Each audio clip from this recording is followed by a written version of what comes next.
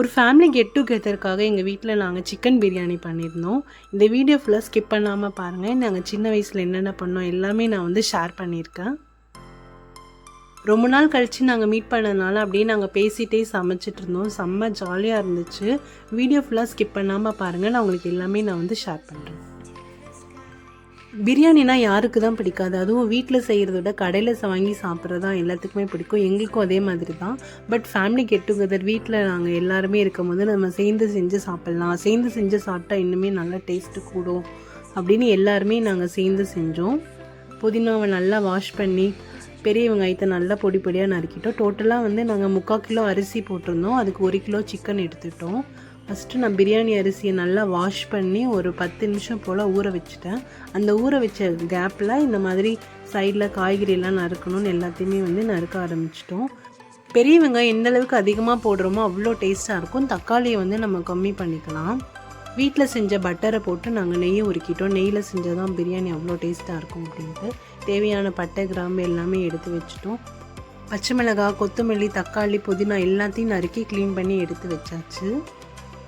நாங்கள் சின்ன பிள்ளையாக இருக்கும் போது எங்கள் அம்மா தக்காளி சாப்பாடு செஞ்சு கொடுத்து பிரியாணின்னு சொல்லி கொடுப்பாங்க. நாங்கள் அது பிரியாணின்னு நினச்சிட்டே நாங்கள் வந்து சாப்பிட்ருவோம். அதுக்கப்புறம் நாங்கள் கடையில் போய் ஹோட்டலில் போய் பிரியாணி சாப்பிடும்போது தான் டேஸ்ட்டே எங்களுக்கு டிஃப்ரென்ஸ் தெரிஞ்சிச்சு.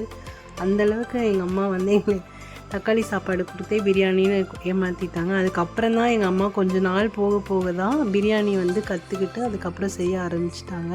அதுக்கப்புறம் எங்கள் அம்மா செய்கிற பிரியாணி தவிர வேறு எந்த பிரியாணியுமே அந்தளவுக்கு எங்களுக்கு வந்து பிடிக்கிறதில்ல. அந்தளவுக்கு டேஸ்ட்டாக செய்வாங்க.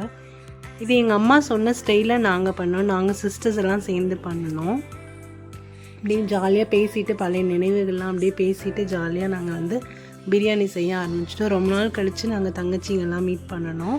ஸோ இன்றைக்கி பிரியாணி செய்யலாம் அப்படின்னு சொல்லிவிட்டு அம்மா கிட்ட கேட்டு எல்லாத்தையுமே நாங்கள் வந்து செய்ய ஆரம்பிச்சிட்டோம். எப்போவுமே எங்கள் வீட்டில் சண்டே ஆனாலே மட்டன் குழம்பு தான் செய்வாங்க. அதுவும் கொங்கு நாட்டு ஸ்டைலில் தேங்காய் தக்காளி எல்லாம் வதக்கி அரைச்சி ஊற்றி மட்டன் குழம்பு தான் செய்வாங்க. ஆனால் அதுவுமே பார்த்திங்கன்னா 3 மணி அளவுக்கு ஆயிரும். வெறும் ஒயிட் ரைஸு, மட்டன் குழம்பு, மட்டன் குழம்புல வேக வச்சிருந்த மட்டனை எடுத்து அப்படியே தாளித்து கொடுப்பாங்க. எப்போவுமே எங்களுக்கு வீட்டில் சண்டேனால இது தான். இந்த வாட்டி சண்டே நம்ம மட்டன் குழம்புலாம் சாப்பிடவே கூடாது, பிரியாணி தான் சாப்பிடணும் அப்படின்னு சொல்லிட்டு நாங்கள் பிரியாணி தான் செஞ்சோம். என்ன பிரியாணின்னு பார்த்தீங்கன்னா சிக்கன் பிரியாணி தான் பண்ணணும். சண்டே ஆனாலே காலைல எந்திரிச்சதும் எங்கள் அம்மா வந்து பழைய சோறு கரைச்சி வச்சுருவாங்க. பழைய சோறு, வெங்காயம் அது மட்டும்தான் காலையில் வந்து பிரேக்ஃபாஸ்ட்டு. அதை முடிச்சுட்டு நாங்கள் நல்லா டிவி பார்த்துட்டு ஜாலியாக என்ஜாய் பண்ணிவிட்டு பேசிகிட்டு இருப்போம். அதுக்கப்புறம் பார்த்திங்கன்னா மதியத்துக்கு லஞ்சு வந்து 3 மணி 4 மணி ஆயிடும். எப்போவுமே சண்டேனாலே எங்கள் வீட்டில் லேட்டாக தான் ஆகும். எல்லாம் மட்டன் குழம்பு டெய்லியுமே வந்து பார்த்திங்கன்னா மட்டனாக தான் இருக்கும். சண்டேனாலே எங்கள் வீட்டில் மட்டன் தான். சிக்கனே எடுக்க மாட்டாங்க. எங்களுக்கு ரொம்ப ஆசையாக இருக்கும். ஆனால் சிக்கன் வந்து வீக் டேஸில் மட்டும்தான் எடுப்பாங்க. வெனஸ்டே இல்லாட்டி வந்து தேர்ஸ்டே அந்த மாதிரி தான் எடுப்பாங்க. சண்டேனாலே எங்களுக்கு வீட்டில் மட்டன் குழம்பு தான். எங்களுக்கு ரொம்ப வந்து போர் அடித்து போயிடும். அதுக்கப்புறம் இந்த வாட்டியும் பார்த்திங்கன்னா மட்டன் குழம்பு செய்கிறேன். நாங்கள் வேண்டவே வேண்டாம், எங்களுக்கு சிக்கன் பிரியாணி தான் வேணும், நாங்களே பண்ணிக்கிறோம் அப்படின்னு சொல்லிட்டு எங்களோட ஸ்டைலில், எங்கள் அம்மாவோட ஸ்டைலில் நாங்கள் கேட்டு எங்களோட ஸ்டைலில் நாங்கள் வந்து பண்ணணும். நல்லா டேஸ்ட்டாகவே இருந்துச்சு. நல்லா சாப்பிட்டு ஜாலியாக என்ஜாய் பண்ணோம். இந்த சண்டே பார்த்திங்கன்னா நாங்கள் 2 o'clock சாப்பாடு செஞ்சு முடித்து சாப்பிடவே உட்காந்துட்டோம். எங்கள் அம்மாவும் பார்த்திங்கன்னா டிஃப்ரெண்ட்டாக எக்ஸ்பீரியன்ஸாக இருந்துச்சு. சண்டே அட்லீஸ்ட் எனக்கு ஒரு நாளாவது எனக்கு இன்றைக்கி ஃப்ரீயாக விட்டுருங்க, நீங்கள் சமைக்கிறீங்களா, நான் ஃப்ரீயாக இருக்கேன்னு எங்கள் அம்மா வந்து ஃப்ரீயாக உட்காந்து ஜாலியாக உட்காந்து டிவி பார்க்க ஆரம்பிச்சிட்டாங்க. நாங்கள் பார்த்திங்கன்னா சிக்கன் பிரியாணி செய்ய ஆரம்பிச்சிட்டோம்.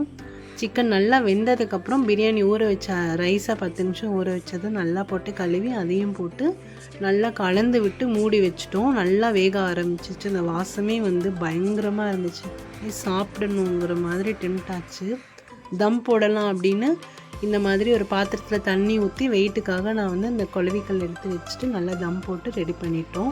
ஃபைனலாக சிக்கன் பிரியாணி ரெடி ஆயிடுச்சு. நல்லா உதிரியாக இருந்துச்சு. நல்லா டேஸ்ட்டாகவும் இருந்துச்சு. சைட்லேயே பார்த்திங்கன்னா ரைத்தாவும் நாங்கள் வந்து ரெடி பண்ணிட்டோம். ரைத்தா ரெடி பண்ணும்போது எங்களுக்கு வந்து நீளமாக நறுக்கின வெங்காயத்தை விட பொடியாக நறுக்கி போட்ட வெங்காயத்தை வச்சு ரைத்தா சாப்பிடும்போது எங்களுக்கு ரொம்ப பிடிக்கும். அதுவும் தங்கச்சிங்களுக்கெல்லாம் ரொம்ப பிடிக்கும். ஸோ ரைத்தாக்காக நாங்கள் வந்து பொடியாக நறுக்கின தக்காளி, பச்சை மிளகாய், கருவேப்பிலை, கொத்தமல்லி எல்லாமே வந்து கட்டரில் போட்டு நல்லா பொடியாக நறுக்கிட்டு நல்லா கெட்டி தயிரில் போட்டு கலந்து உப்பையும் போட்டு கலந்து நல்லா சர்வ் பண்ணி நல்லா சாப்பிட்டோம். நல்லா டேஸ்டியாக இருந்துச்சு.